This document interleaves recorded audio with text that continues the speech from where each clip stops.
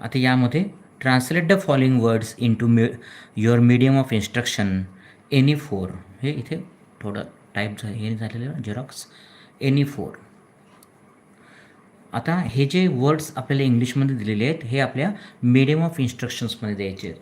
आता ज्यांचं medium of instruction Marathi आहे त्यांनी मराठीतनं द्यायचं आहे, ज्यांचं हिंदी आहे त्यांनी हिंदीतनं द्यायचं आहे, ज्यांचं उर्दू आहे त्यांनी उर्दूतनं द्यायचं आहे.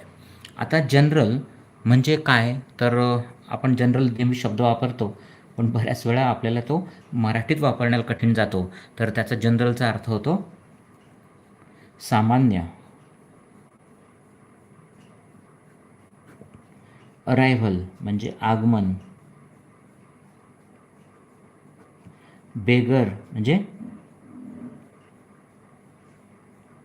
भिकारी.